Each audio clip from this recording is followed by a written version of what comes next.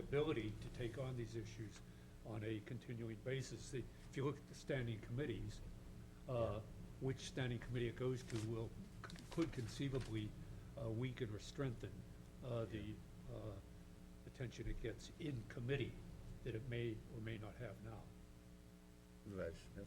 Well, Supervisor Colfax, I shared your concerns about this. I understand sort of where you're going with this, but I'm not sure that I concur that the answer is to push this into a standing committee. I think that there is real benefit in having an ad hoc committee that has membership of the retirement system and membership of the Board of Supervisors to be able to confer on substantive issues that I think are going to be very, very important. So I'd like to figure out a strategy or a scenario where that we still have that ability. But I agree with you. I think we need to get a lot more of this information before the board, and I think that concept is shared by has increasingly occurred with the retirement board. So, and I think we've even discussed, it's been discussed publicly even, that we need to renew, because we did this once before, I had requested it, that we have a joint meeting of the retirement board and the Board of Supervisors. So I think that is going to happen in 2009. It absolutely will. But at this juncture, I'm not ready to say that I think we ought to just abolish the ad hoc, because I think it's valuable. So how we proceed with respect to this meeting that's set which is set just for a very, very general type of discussion on areas of mutual concern, that we need to figure out how we can keep that structure going, because I think it's important, but I don't think that it is going to preclude more information coming to the Board of Supervisors. In fact, I think it will probably be just the opposite. It will encourage that we have more dialogue. Thank you. Supervisor. Well, I think one way to resolve this may be, and I certainly agree with Supervisors Colfax and Smith that this subject needs more discussion and more illumination rather than less. Given that this committee meeting has been scheduled, perhaps Supervisor Smith, who of course is the representative to the retirement board, and I think would stay on any committee related to this regardless, could attend that committee and see what the discussion is and report back to the board, and then maybe we would have the information to determine, is it appropriate to continue with an ad hoc committee for the retirement system? And I think that way we're kind of covering all bases. And it does seem that we could make the decision now to eliminate number 2, and then if there is something involving that needs to be discussed, I think it could be folded in to whatever number 6 might become. So is that a motion? Not quite yet. I wanted to ask with regard to number 4, if that is active and ongoing, or is that something that when the issue raises its head up again, we can deal with it at that time? Active and ongoing. I believe we're trying to get another meeting together for February, but it is possible that in the coming months that actually this ad hoc could, I believe, conclude its business, and we probably could consider in the months to come possibly eliminating that. However, it just came to mind that it actually, the MOU or the joint agreement, it's an agreement actually, with the city of Fort Bragg and the county of Mendocino requires that there be a committee.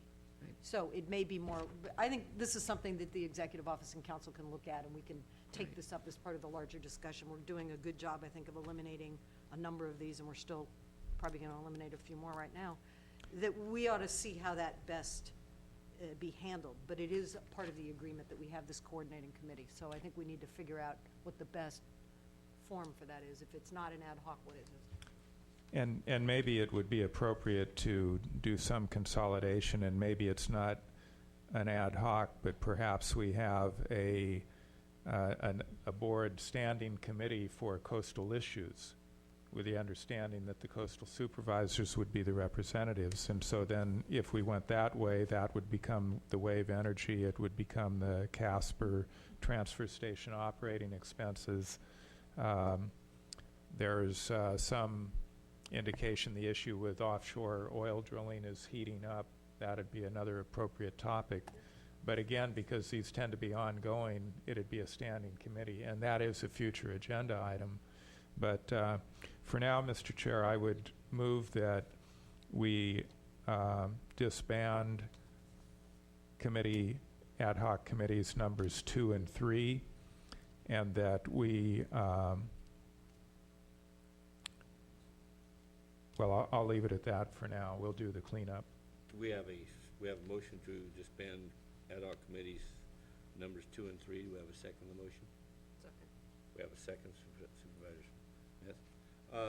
Any comment to that? I believe, any members of the public want to speak on this?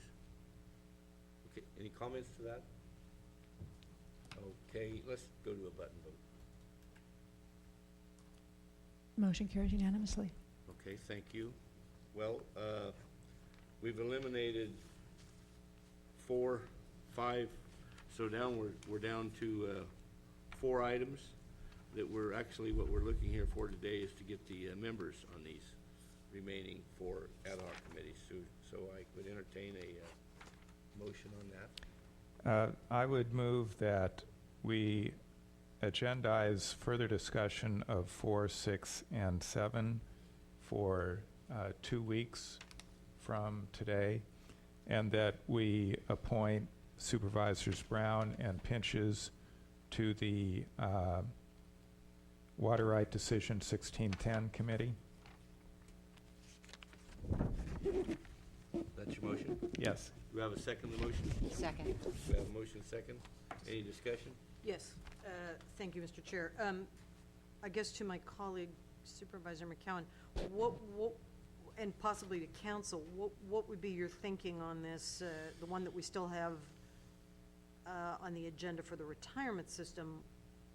Well, 4, 6, and 7, I've said all of those would be continued for Yeah. further discussion. So we do have that meeting coming up, so is that? Oh, that would you're, be- and you will go to that meeting as our representative to the retirement board. As well as Supervisor Colfax? Or, see, that was where the Brown Act Yeah, I was thinking. issue. No, I think the earlier suggestion was that you would go Okay.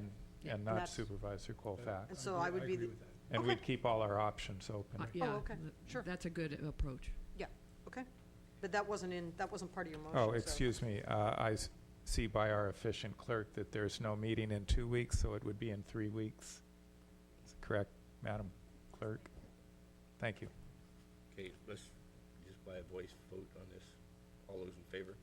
Aye. Aye. None opposed, motion carries unanimous. And that did include the appointment to Committee 9, however. Right. So that concludes that for today. Well, I think we've made good progress on that.